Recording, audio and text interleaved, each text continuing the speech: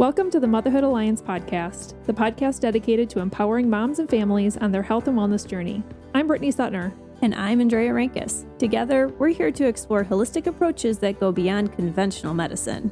Each week, we dive into topics that matter most to you, everything from nutrition and mental health to alternative therapies and natural living. We'll bring you the expert interviews, insightful discussions, and practical tips to make motherhood a little easier and help your family thrive. Please keep in mind that this podcast is for informational and educational purposes only and is not intended to replace the advice, diagnosis, or treatment plans you have with your personal healthcare team. Please have a conversation with your trusted healthcare provider prior to making any changes or implementing any strategies or advice you learn from this podcast. Whether you're a new mom navigating the early stages of parenthood or a seasoned pro looking for new ways to support your family's well-being, you're in the right place. Here at the Motherhood Alliance podcast, we challenge the status quo, ask the tough questions, and offer a supportive community for moms who want to make an informed, holistic choice. Thank you for joining us on this journey. Let's get started. Hi, we are Britt and Andrea from motherhoodalliance.com, and we are excited to introduce you to Martha Bailey, a board-certified nurse coach and the owner of Wellness on the Wolf based out of Fremont, Wisconsin. As a nurse coach, Martha specifically loves to help adults better manage stress and anxiety, find work-life balance, improve sleep, support sustainable weight loss, and navigate life changes. With a background that spans hospital work, travel nursing, and many years in oncology, Martha brings a deep experience perspective to coaching, which we can actually personally speak to because both Drea and I have experienced her coaching ourselves. And we can tell you that she is not only incredible to work with, but she's truly an amazing human being. Outside of her work, she loves being outdoors, playing recreational volleyball, paddleboarding, cheering on sports teams, and spending quality time with her husband and their 3 daughters. We're excited to introduce you to her now. Hello, everyone. Welcome back. We're excited to have Martha back for a 3rd episode here, and today we're going to be talking about a program she's put together called The Path Ahead. I'm going to let her kind of describe what this is and why it's so important and how it relates to coaching, but I'd love, Martha, for you to first tell us about your experience that made you come up with this concept in the first place. Yeah, so why I created this was what happened is my mother-in-law passed away, and with some of the questions, some of the things, she had a household, we had a little bit of time to try to figure out where things were and some of the big important stuff before her death. But really, once she passed, my husband was her only child, and he was working full-time. I wasn't working full-time, so I had more time on my hands to deal with the paperwork, to deal with the household, to deal with all the things that come with that. So it was a lot of time. And I like to think I'm a pretty resourceful person, but it takes time to figure out who to call, what to do, what steps do you have to do it in. And then there's points where I couldn't finish maybe the task. My husband would have to be the one on the phone as the person.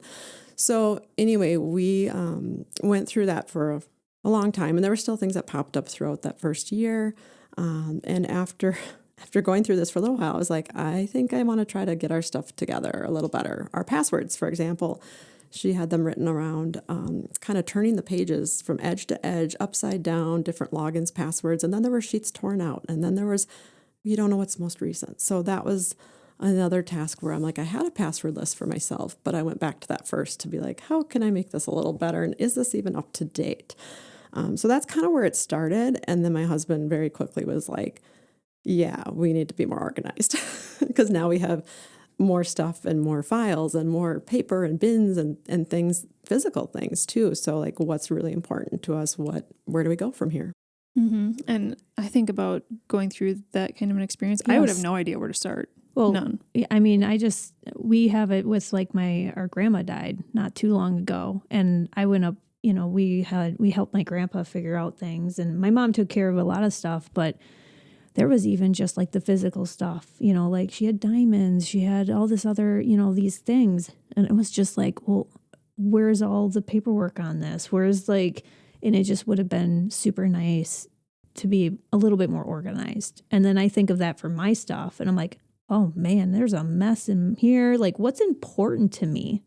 Yeah. What's really important? Like my dresser drawer is not important. Like what's in it? People might think it's important. No, it's not, So I don't know. There was just the thought process it's important to think about. Yeah. And the more I started to jot down some of these resources that I used for, her situation, but also for ourselves and applying it to our household, our kids, our, if we own our own home, like different things like, oh, when's the last time that the furnace has been checked on, or different, like it kind of, I went into this like, oh, there's all sorts of things. And it really turned into a life planner versus death planner.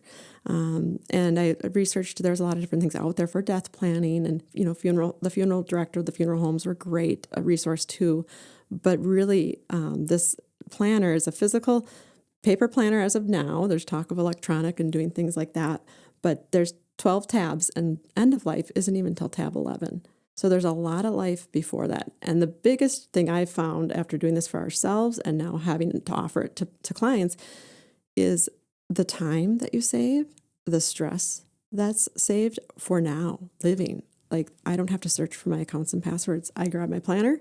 I grab it on a weekly basis. My kids know about it. Like, doesn't have to be in my head or weighing on me. So saving time, saving stress were one of the biggest reasons why I was like, this needs to be shared. I need to figure out how to do this. So that was some of the why. And then saving money too. In the end too, it does save money to get this stuff together. Mm-hmm. What about because I have a lot of my passwords on, my computer, right? So you have like an automatic login, that sort of thing. I know some people might even be thinking the same thing. And you might have it too, like where you have automatic logins and stuff. How do you, what do you have to say about that stuff? So with this planner, there's one tab that has the accounts and passwords. And because I've worked with people that are, older, that are more comfortable with paper, some that are electronic, it comes back to coaching. And the way I do this is through coaching appointments and kind of a presentation discussion and examples. And we talk about different things in their lives to improve and organize and where to start. So if somebody's got something electronically organized, or they have their will, they have their trust, they have, I've got that all in order. I've never had somebody go through it. Even the funeral home owners found some things that they needed to update when they went through this program. They thought they were all set. But it comes back to like, okay, it's a tool. Yeah. So if you have your stuff electronically organized for passwords, great. So that tab you just write in my phone or in, this app, and the location of where it might be or who might know how to get into that. That's a great point. So it's the location and the who are the key pieces as well. You don't have to, it's not the planner itself, it's the doing and pulling it together. So you're saving yourself time instead of scattered walking all over the place. What is the point of this? It's so that if you're not around, somebody else knows where to find whatever it is, right? Yeah. And so, that makes sense. Makes sense. And even it saves me time every week. Like I said, I can grab things and I don't have to run down to the basement to look at the furnace for the model or type. If I need to order a filter, I've got it in that planner. So you can make it your own. And that's what I encourage is as we go through it, we individualize in a way. So I do it in a small group setting, but then everyone walks away with their own action steps.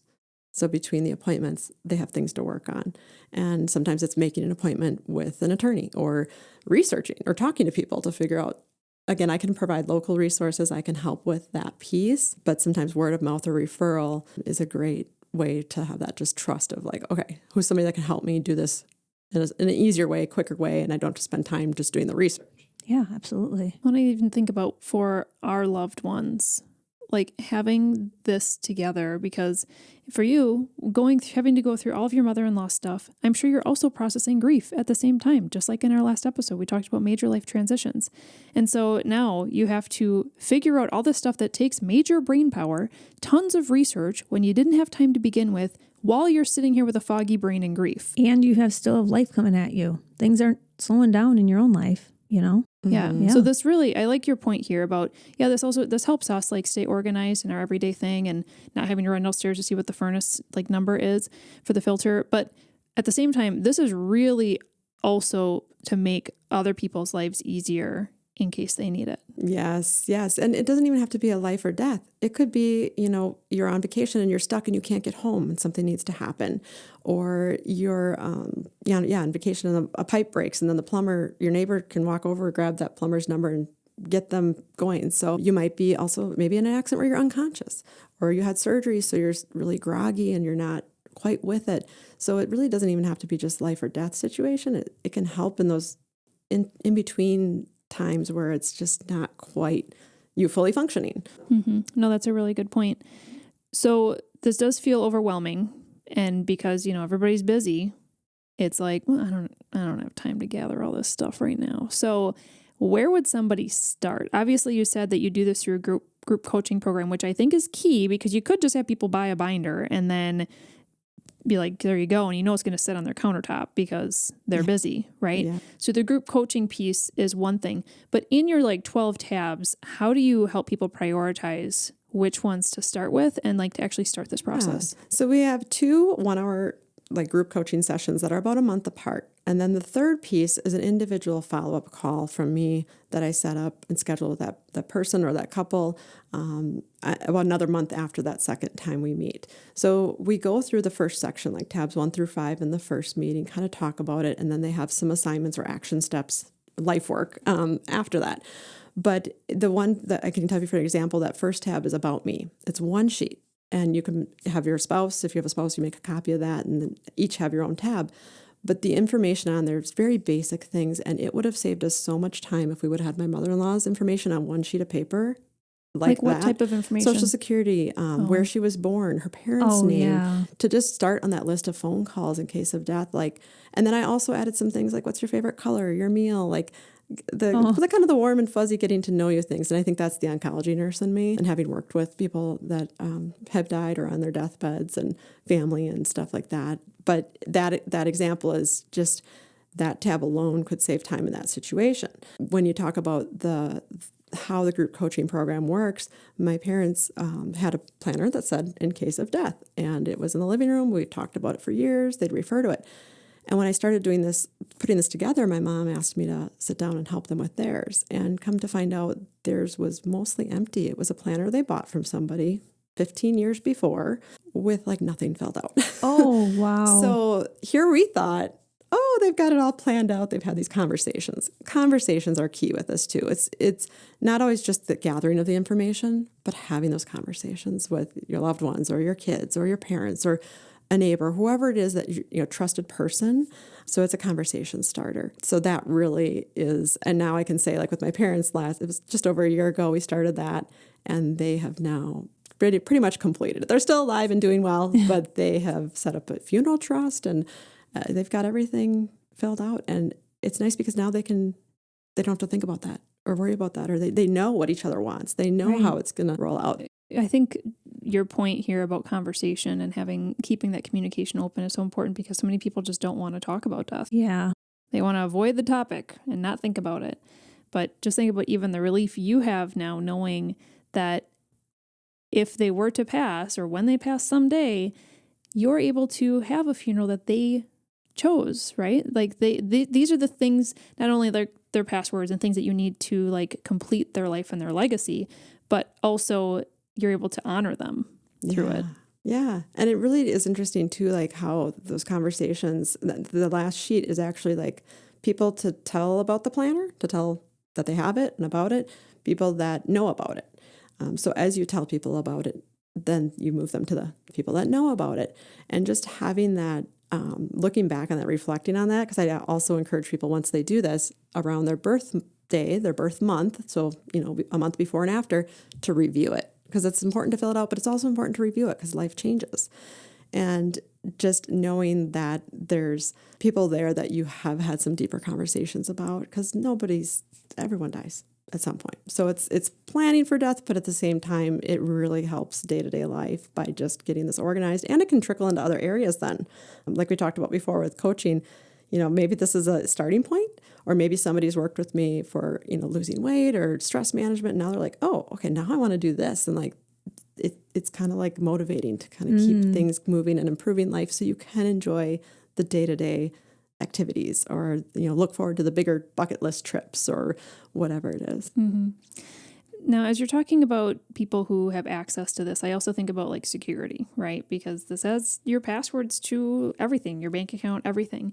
So do you recommend that people would keep this in their safe? But you said you're also reaching for it on a weekly basis. So how do you kind of navigate this line of, I don't necessarily want my neighbor seeing everything in there, but I'm having an emergency and my water is flooding my house and I need them to run over there and grab it. So tell us about how you're navigating that. So this really kind of comes back to how I coach people. It's individualized. So what works best for you? And sometimes it's not necessarily putting stuff in the planner.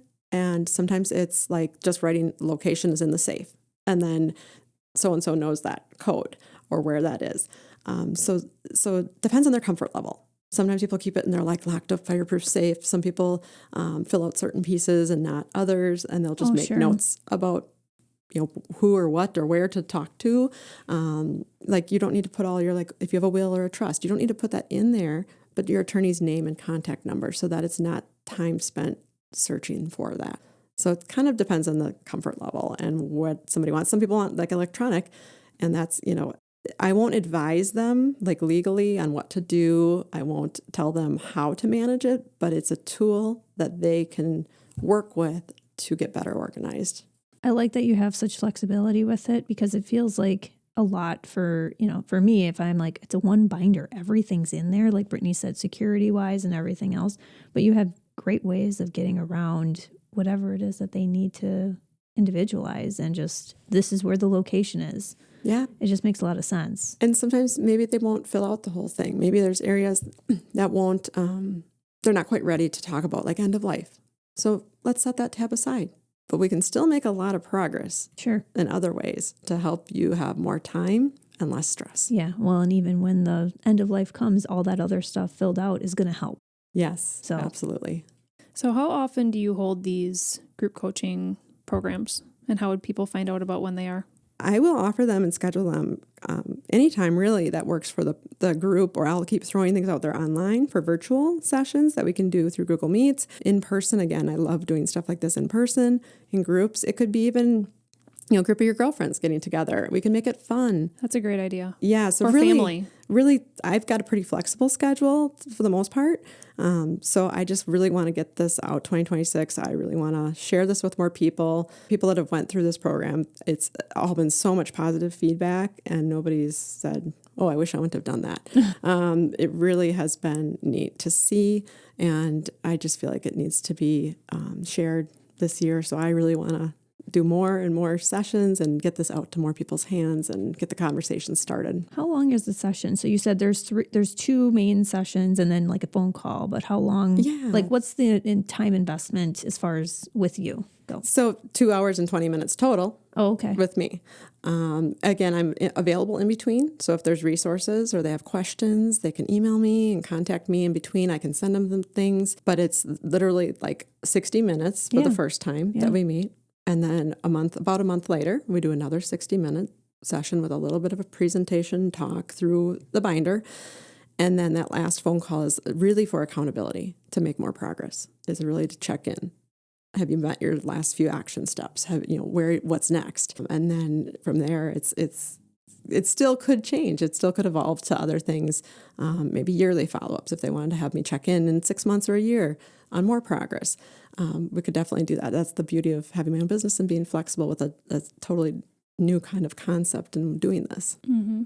I love the idea of having a group get together. Like then, there's always something about knowing everybody in the group too that's doing it. But even if you have like a bunch of siblings and your parents and you guys just want to do it as a family and walk through it together, like that's such a great idea. I love that. And it's not like you're going to be sharing all this personal information either during that group session. I assume it's just like we're all going through this together. You're explaining some things, we're asking questions, and especially if it's a family thing, I could see that being really beneficial. Like it could, for us, it would probably just turn into like a 2-hour thing, because be like, okay, we have like this thing, like we'd be able to talk more about things on the phone because we're in the moment. Well, and So, it's scheduling that, putting it on the calendar to make it a priority. That's the other thing that makes this work, is you're committed to showing up.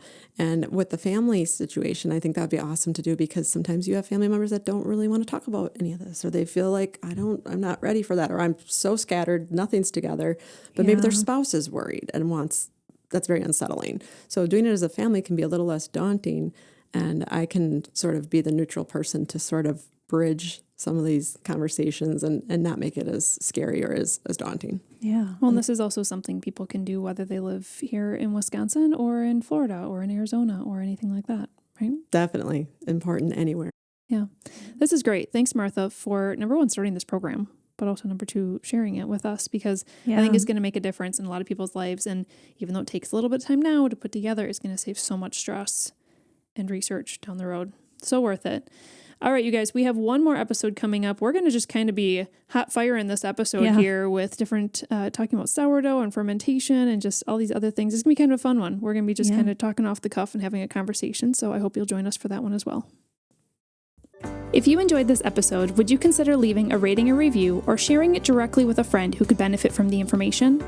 We know that you're a busy mom or caregiver, and our goal is to make your life easier by bringing tips and tricks directly from experts into your earbuds. By sharing this episode with someone you love, you can play a critical role in helping to make their life easier as well. We appreciate your time and thank you for being a part of the Motherhood Alliance family.